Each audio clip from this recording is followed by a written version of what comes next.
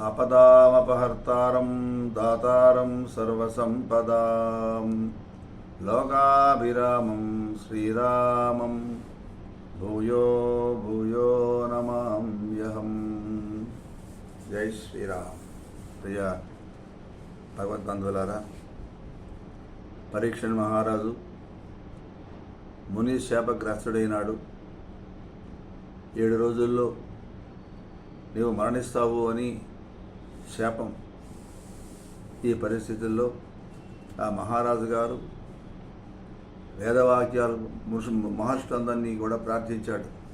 అయ్యా, మీరు మహానుభావులు, సామాన్యమైన వారు కాదు. నేను 7 రోజుల్లో మరణించబోతున్నాను అనే శాపం నాకు ఉన్నది నేను గ్రహించాను. ఈ సందర్భంలో మోక్ష ప్రదాత అయినటువంటి శ్రీమన్నారాయణ యొక్క లీలా విశేషాలు విన్నందువల్ల నాకు అభ్యుదయం చేకూరుతుందని భావిస్తున్నాను. 7 దినంబుల ముక్తి కూడగనే రీతి వచ్చు గురు సంసార క్రీడనమే క్రియ నెడదగు చూడు మా తండ్రులార శృతి వచనములన్. మహానుభావులారా, వేదవాక్యాలు బాగా పరిశీలన చెయ్యండి, అధ్యయనం చేయండి, నాకు చెప్పండి. 7 రోజుల్లో ఈ సంసార బంధాలన్నీ తెంచుకొని అపవర్గాన్ని అంటే మోక్ష మార్గాన్ని అందుకునే మార్గాన్ని దయచేసి నాకు అనుగ్రహించండి అని ప్రార్థించారు. మీరంతా ఆనంద స్వరూపులు, బ్రహ్మజ్ఞాన పారేణులు, విజ్ఞులు, ఆత్మతత్వజ్ఞులు, దయాద హృదయులు, అన్నీ తెలిసిన మహానుభావులు. ఈ జగత్తులో మీకు తెలియని విషయాలంటూ ఏమీ లేవు. మీ మనోనేత్రంతో చక్కగా మీరు దర్శించగలరు. కాబట్టి గుప్తంబుల్ సకలార్ధజాలములు మీకుంగానవచ్చుంగదా సప్తాహంబులు ముక్తికే గిడిగతి చర్చించి భాషింపదే. సప్తాహంబులంటే 7 రోజుల్లో మోక్షం ఎలా వస్తుందో మీకు తెలియని విషయాలు ఏమీ లేవు. దివ్యనేత్రులు మీరు, అది నాకు సెలవివ్వండి అని కోరాడు. అంటే ఆ మాటలన్నీ విన్నటువంటి వాడంతా కూడా ఆ మహానుభావుడు పరీక్షణ్ మహారాజు గారు అందరూ కూడా సమాలోచన జరుపుతూ ఉన్నారు. దీనికి ఏ రకంగా చెప్పాలని. ఆ సమయంలో ఒక అద్భుతం. ప్రతి నిమేషము పరబ్రహ్మంబు నీక్షించి మది దొక్కి వెలుపల మరచువాడు కమలంబు మీది భృంగములకై వడి మోముపై నెరపిన కేశ పటలివాడు గిరివిరాసి మాయన్ అంగీకరించని భంగి వసనంబు గట్టుగా వచ్చువాడు సంగిగాడని వెంట జాటు భూతములు నా బాలురహాస శబ్దములు గలవా శబ్దములవాడు మహిత పదజాను జంఘోరు మధ్యహస్తు బాహువక్షో గళానన ఫాల కర్ణనాసిక గండమస్తక నయన యుగుడైన అవధూతి మూర్తివాడు అరుగుదించే. ఆ సమయంలో దైవయోగం వల్ల ఏం జరిగింది? ప్రతిక్షణము కూడా పరబ్రహ్మస్వరూపాన్ని సందర్శిస్తూ పరవశించేటటువంటి హృదయంతో బయట ప్రపంచమే పట్టించుకున్నటువంటి వాడు, కమలం మీద గండు తుమ్మిదల్లాగా ముద్దులు మూటగట్టేటటువంటి ముఖం పైన ముంగురులు, కర్లింగ్ హెయిర్, ఆ ముంగులు ముసురుతున్నవాడు, గీత గీసి మాయను ధిక్కరించేటటువంటి విధంగా వస్త్రాన్ని విసర్జించినటువంటి వాడు. అంటే ఒంటి మీ దిగంబరి, ఒంటి వస్త్రాలే లేనటువంటి వాడు, సర్వసంగ పరిత్యాగి అయినటువంటి వాడు, ఒక మహాయోగి ఇతడు అని చెప్పగానే చెప్పేటట్లుగా పరిహాసాలు చేస్తున్నటువంటి బాలకులు పిల్లలంతా ఎండబడుతున్నారు. నేనంట ఒంటి మీద గుడ్డలు లేవు, వస్త్రాలు లేవు, దిగంబరిగా ఉన్నాడు. ఇలాంటి మహానుభావుడు ముందు పోతుంటే ఈ బాలకులంతా కూడా వెంటబడుతూ ఉన్నారట. సహజ సుందరాలైనటువంటి చరణాలు, జంఘాలు, ఊరువులు, నడుము, చేతులు, భుజాలు, వక్షస్థలం, కంఠం, ముఖం, లలాటం, వీనులు, కన్నులు, నాసిక, చెక్కుళ్ళు, చక్కని శిరస్సు, ఇవన్నీ కలిగినటువంటి ఒక అవధూత మూర్తి ఆశ్చర్యకరంగా అనుకోకుండా ఆ మధ్యకు వచ్చాడు అన్నారు. ఇయ్యలేదు అని చెప్పి ఎవరిని కోపగించుకోడు, యజ్ఞాలు పలకడం, కావాలి అని ఏ కోరికలు కోరడం, ఎవరితోనూ అసందర్భంగా మాట్లాడడం, ఎవరితోనూ సంబంధాలు పెట్టుకోడు, వ్యర్థమైన ప్రపంచ విషయాల మీదుగా మనస్సు పోనీయవడం, దైవ వశం వల్ల తనకు ఏది ప్రాప్తించిందో దానితో పూర్తిగా తృప్తి చెంది ఏమీ తెలియనటువంటి అమాయకుడిలాగా కనిపిస్తూ ఉంటాడు ఈయన. అలాంటి మహాత్ముడు 16 ఏళ్ల వయస్సు ఉన్న నవయవనంలో ఉన్నటువంటి వాడు. ఆయన సుందర గమనం చూస్తూ ఉంటే ఆయన గుణ విశేషాలను జాగ్రత్తగా గమనిస్తే ముక్తికాంత కూడా మోహించేస్తుంది ఇవన్నీ అని చెప్పాలా, ఇంక వేరే వాళ్ళ విషయం.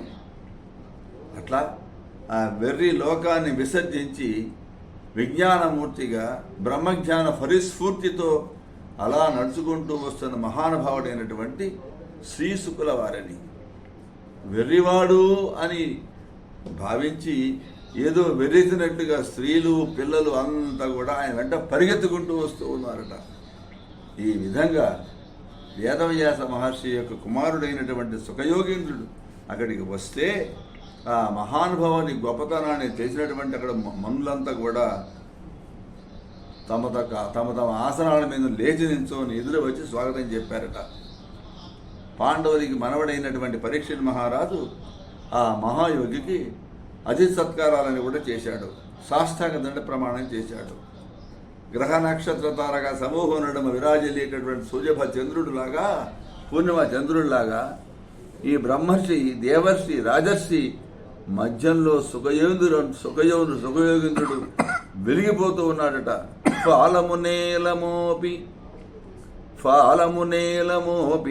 భయభక్తులతోడ నమస్కరించి భూపాలకులోత్తముండు కర పద్మములను ముగిలించి నేడు నా పాలిట భాగ్యమెట్టిదియో పావనమూర్తివి పుణ్యకీర్తివి ఈ వేలకు నీవు వచ్చిదివి వివేక విభూషణ దివ్య భాషణ. అయినా కౌరవ కులావనమైన పరీక్ష మహారాజు భయభక్తులతో మళ్ళీ తల తీసుకెళ్ళి తన పాతాలను మోపి 2 చేతులు జోడితే వినవించుకుంటాడు. మహానుభావ, ఓ సుఖ మహర్షి, నా అదృష్టం ఏమోనయ్యా, పావనమూర్తివి, పుణ్యకీర్తివి, విజ్ఞాన విభూషణుడివి, దివ్యభాషణుడివైన నీవు ఈ సమయానికే విజయం చేశావే, ఎంత అదృష్టం నాది. నీ ఆగమనం వల్ల నేను ధన్యుడినైనాను. నీ దివ్య సందర్శనం వల్ల నా జన్మ తరించింది.